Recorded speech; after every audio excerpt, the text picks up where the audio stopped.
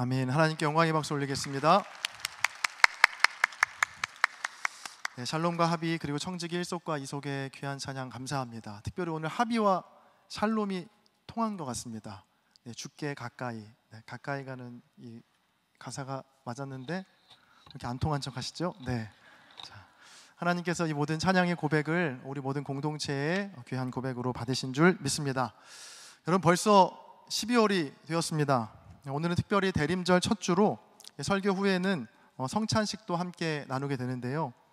이 대림절이라는 말은 기다릴 때의 이말임 마디 절자를 써서 이미 오신 주님 그리고 다시 오실 주님을 기다리는 절기입니다. 사실 교회력으로 따지면 오늘이 새해입니다. 새해. 교회력의 마지막이 지난주 왕국주일이었고요. 오늘 대림절부터 다시 교회력이 새롭게 시작하거든요. 교회력의 첫 시작이 이 대림절부터 시작한다는 것을 통해서 저는 그리스도인이 누구인가를 잘 보여주고 있다고 생각합니다. 그건 우리 모두는 바로 기다리는 사람들이라는 겁니다. 내가 할 수 있는 거, 또 내가 하고 싶은 거 다 해보고 나서 마지막 순간에 미진한 부분을 채워가며 기대하며 기다리는 사람이 아니고, 모든 것을 시작하기에 앞서서 가장 먼저 기다림으로 새해를 맞이하는 사람, 그 사람이 바로 저와 여러분, 또 그리스도인들입니다. 이 박노해 시에 그리움이 길이 된다라는 시가 있는데요, 그 시의 내용은 이렇습니다. 나는 기다리는 사람, 그리움을 좋아한다. 나는 그리움에 지치지 않는 사람, 너에게 사무치는 걸 좋아한다. 기다림이 지켜간다. 그리움이 걸어간다. 이 소란하고 쓸쓸한 지구에 그대가 있어주는 것만으로도 눈물 나는 내 사랑은 그리움이 가득하여 나 어디에도 가지 않았다. 치열한 그리움 속에 너를 담고 텅 빈 기다림으로 나를 지켰다. 나는 그리운 것을 그리워하기 위해 그리움을 사수하고 있다. 기다림이 걸어간다. 그리움이 길이 된다. 참 아름다운 시죠. 여러분, 저와 여러분은 무엇보다 기다리는 사람들이라는 것을 꼭 기억하시기 바랍니다. 바로 주님을 기다리는 사람들입니다. 자, 누군가를 기다리고 또 그리워한다는 것 참 아름답고 또 귀한 일입니다. 자, 그런데 이러한 기다림과 그리움 그 자체보다 훨씬 더 중요한 것이 있는데요, 그건 내가 기다리고 그리워하는 대상이 누구인지 아는 일입니다. 여러분, 군대에 가보신 분들은 공감하실지 모르겠는데, 군대에 가면 훈련소에서 가장 많이 듣는 말 중에 하나가 대기라는 말이 있습니다. 네. 뭐만 하면 대기하라고 하거든요.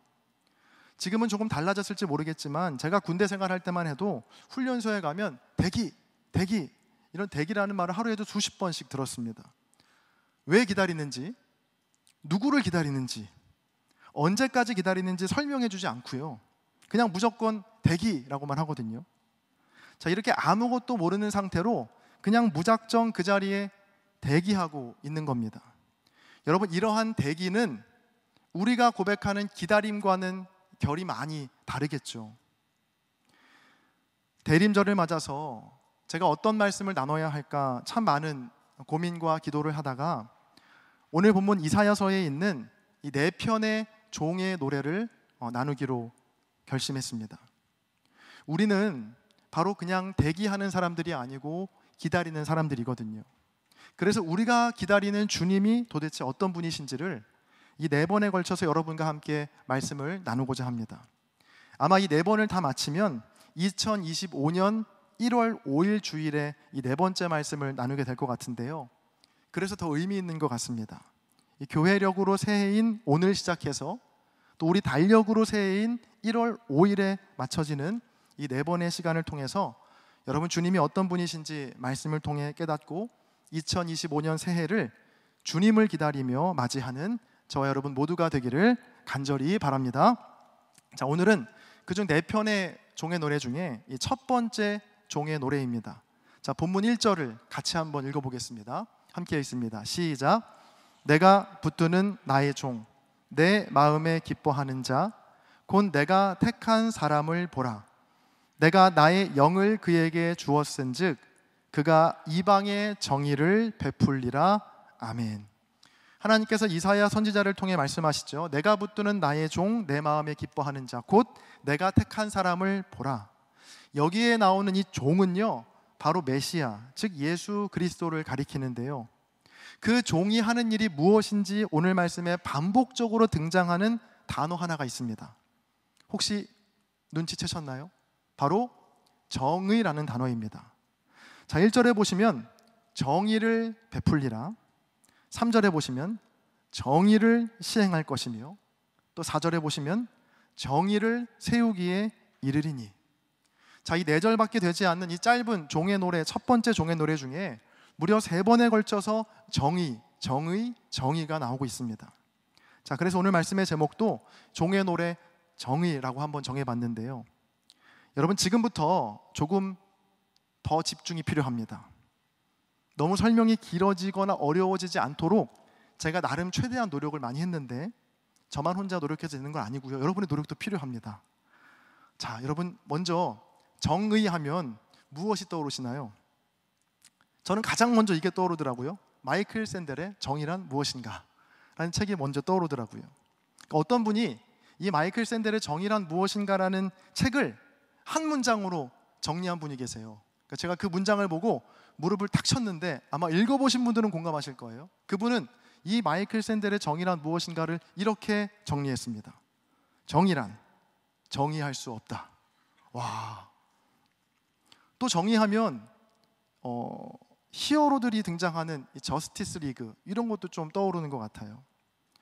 자, 우리가 보통 정의라고 하면 뭔가 알듯 말듯 모호하거나, 아니면 정의의 사도가 나타나서 악한 자들을 벌주고 위험에서 구해주는 무언가 응보적 정의를 떠올리기 쉽거든요.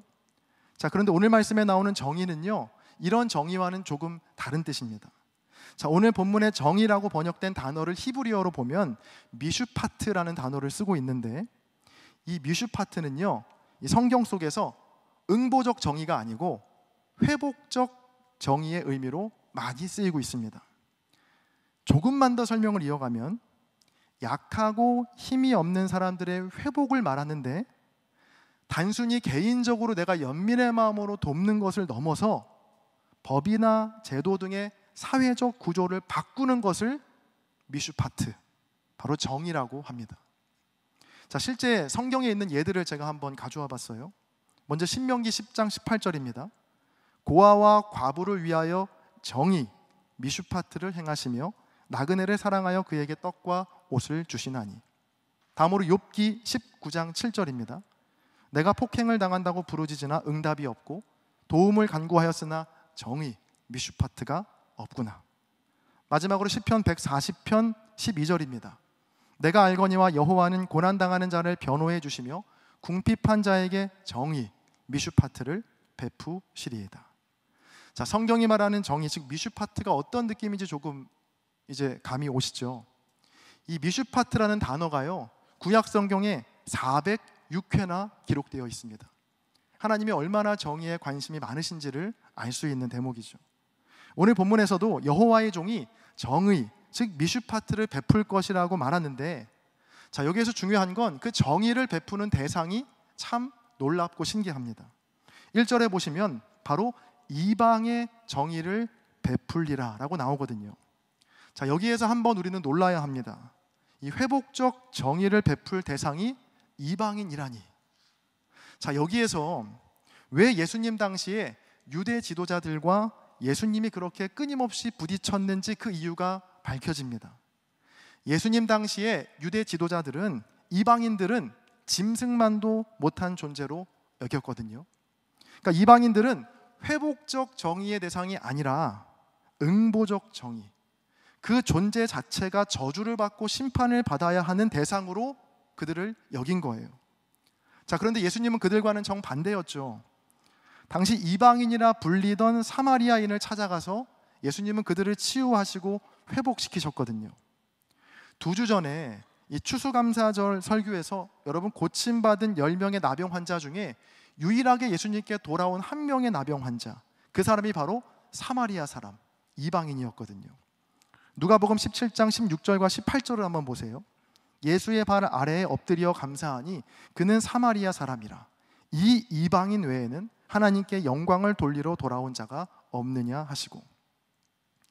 여러분, 그래서 사실 이 유대 지도자들이 정말로 성경의 가르침을 소중히 생각하고 하나님 말씀에 자기의 삶을 비추어 봤다면 예수님을 거부하거나 또 예수님을 괴롭히지 않았을 거예요. 예수님께서 이 땅에서 하신 일은요, 뭔가 성경에 없는 굉장히 독특하고 이상한 일을 하신 것이 아니고, 오늘 본문에 나오는 것처럼 구약 성경에 끊임없이 등장하는 정의, 즉 미슈파트를 이방에게 행하신 것이거든요. 다시 오늘 본문을 한번 보시죠. 1절에 보시면 이방에, 즉 사마리아에 찾아가서 예수님은 그들을 회복시키는 정의를 베푸셨고요. 2절에 보시면 예수님은 소리를 높이거나 목소리를 높이면서 무언가 세력을 만드는 일을 하지 않으시고 도리어 단 12명의 제자들과 함께 마지막 순간까지 조용히 그 사명을 감당하셨습니다. 그리고 3절의 말씀인데요, 이 3절은 같이 한번 읽어보겠습니다. 함께 읽습니다. 시작. 상한 갈대를 꺾지 아니하며 꺼져가는 등불을 끄지 아니하고 진실로 정의를 시행할 것이며 아멘.